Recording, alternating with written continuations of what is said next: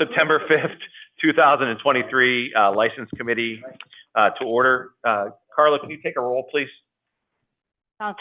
Councilors Brooks? Here. Crumpets? Here. Piniac Costello? Here. Dobos? Valakir? Here. Okay, and we have a quorum. So I'm going to ask that Tina Peralt come up and take. Shane, gotta ask if anybody's on Zoom. Oh, okay. Is there anybody on Zoom besides the IT department who cherish and really appreciate your efforts? Nope, doesn't look so. Shane. We have Councilor Gary Labrie, City Council President Frank LaFlamme, and Tina, come on in. You can sit right there.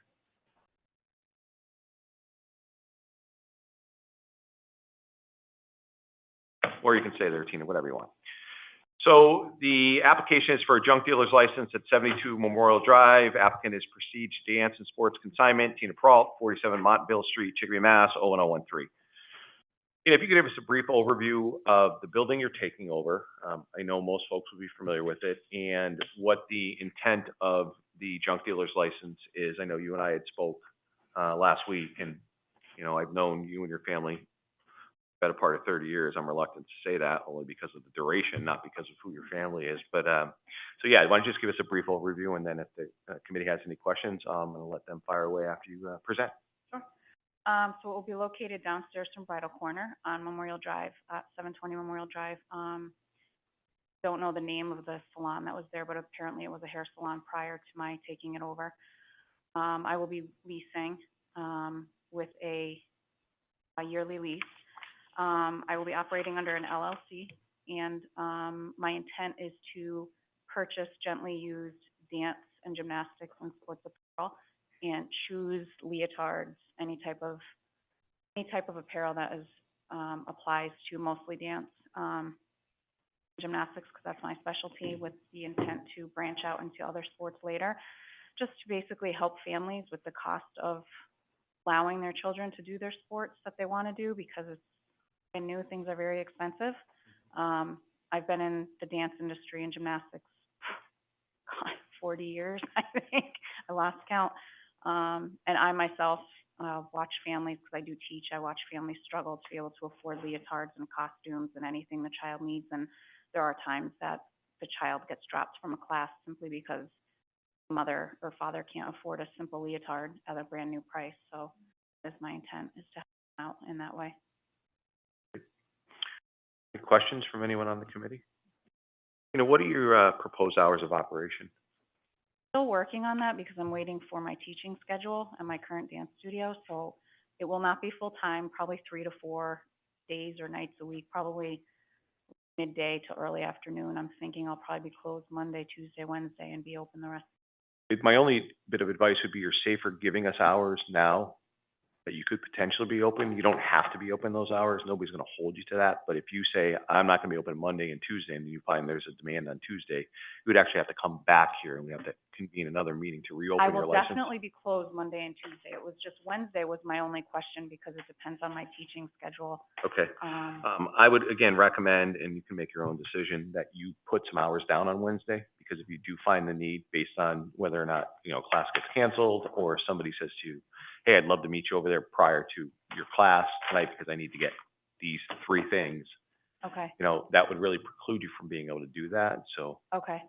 So I could potentially say I'm going to be open, but like if I was closed. it's not a big deal at all. No, that's your choice, but at least it allows you the flexibility to be able to entertain people coming into your business without violating the tenets of your license agreement. Okay. I would say probably then Wednesday through Sunday. And what would you say, 12 to 8?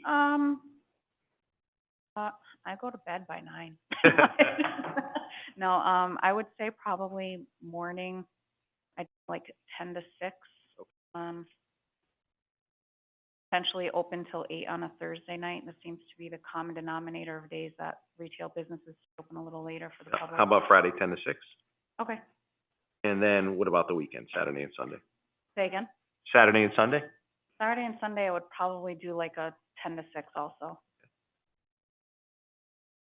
Unless it's, you know, business isn't worthy of that, then I would probably close earlier. But yeah, and then, again, that that's okay. fine. This just allows you the flexibility to stay open till 6 if you find there's a higher demand on the weekend. lives and things like that. So are there any other questions from any members of the committee? Wish you well in your new endeavor. Good luck. Okay, thank you. President Laflamme? Thank The only you. question I ask is, those hours, will you be working there before that, anytime you need to let them know that, go an hour before that? Say they do paperwork, and that's because that's I your would be hours. in there, yes. On the days that I'm closed would be the day that I'm in there going through So inventory. you want to put like an hour, 2 hours before that, because why don't you just go 2 hours before that? That gives you time for being in there. Technically, your hours are when that door is supposed to be open. To the public or when I can be No, in there, open period? for anybody to be in that, working out of that. Oh, Correct, attorney? I'm sorry, I don't know the answer to that question. Right, Shane? Yeah, I it's think, no different. so what we've done with like auto dealers, and, you know, somebody may say, hey, I'm gonna go on Sundays, that's gonna be a dedicated paperwork day, I'll be there from 12 to 3. That's my point. I'm not gonna be fixing any cars, but I'm gonna be physically in my space from 12 to 3, catching up on paperwork, so. oh, y- then that changes it a little. I thought you meant just open to the public. Yeah, no, that would be like, hey, you know, I've got 15 invoices I need to send out, so you're gonna go on Monday morning before you do whatever else you do on Monday, you might go in there from 10 to 12. So I think if you put like 10 to 2 or 10 to 3, that covers you. Again, you don't have to physically be in there. You could just decide that, you know, it doesn't require you to go. You might want to do your invoicing at home, who knows? Okay. But at least if you decide that you've got some work to do, you want to restock some shelves, you want to arrange inventory, technically you're supposed to have hours of operation to be able to do that. You don't have to unlock the door because it's going to be you and whoever else is going to help you, but you should put some hours down. Can we just say like a 10 to 6, 7 days a week? Just Sure. to cover me? Yep. Clarifying that. And I don't think you'll get any problems because it's such a, it Yeah, all has to be the same. You know, prior to us issuing the license, you'll just have to bring a copy of the signed lease agreement and drop it off at the clerk's office. okay.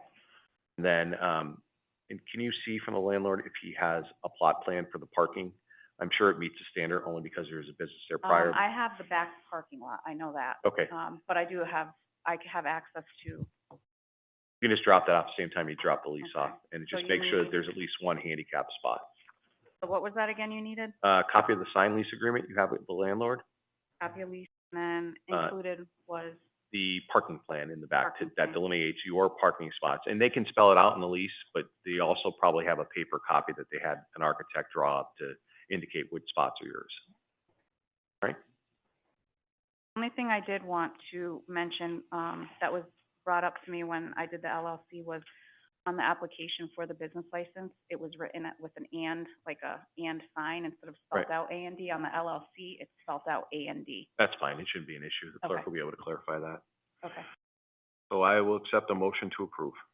Motion to approve Motion to approve, with uh, restrictions. with restrictions, motion made and seconded to approve. Counselor, can I just mention something? Did you ask, is there any counselors on Zoom? Yes, I did. I mean, after you had the, You have to ask each time. Are there any Yes, each counselors time. on Zoom? okay, Anyone on thank you. Zoom beside our stellar IT department who supports us in everything we do? No, we're good. Anybody here for public input? None? No one's here for public, I get, we usually call the roll to close public Yeah. input, so if you wanna call. Yeah, call the roll to close public input. Carla? Councilors Brooks, Yes. Crumpets, Yes. Piniac Costello, Valakir. Yes. And the motion passes.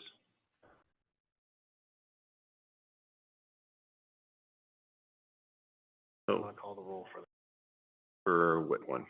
for, approving the license. Yes, I'm gonna call, we'll take a motion to approve the license.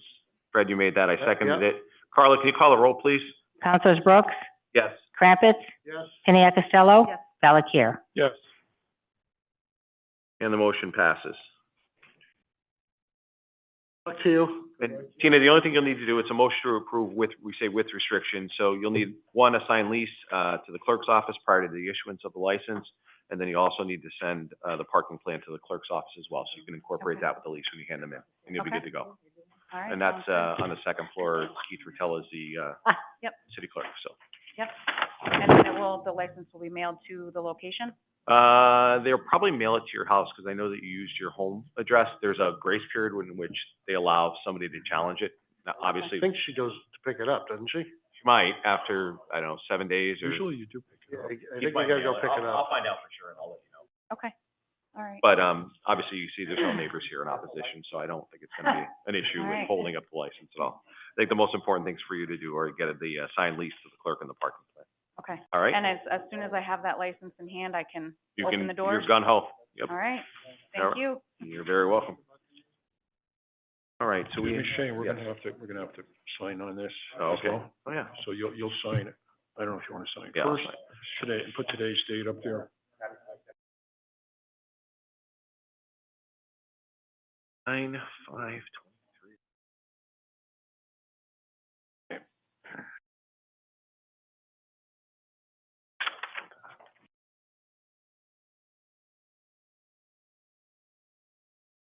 Yeah.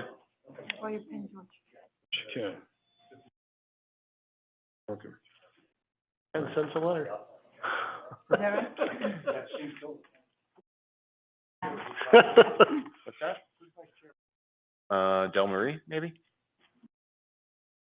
No, Gary? Gary. Yeah, all right, I'm all confused. Shane, you have to put your initials that you want this protocol. Oh, wow. Wow, this has gotten fancy. Sure, and there are 4 in favor, none opposed, and we'll present this to the full committee this evening, actually. All right, we have minutes. Made a second to approve the minutes Of August 14th, 2023. of August 14th, 2023. Carla, please call the roll. Councilors Brooks, Yes. Crumpets, Yes. Pania Costello. Yes. Valakir. Yes. Anybody on Zoom who wants to vote on the minutes? Okay, and now we'll take a motion to adjourn. Motion to adjourn. Motion made a second to adjourn. Carla, please call the roll. Councilors Brooks, Yes. Crumpets, Yes. Pania Costello. Valakir. Yes. And we are adjourned. Thank you very much, everyone.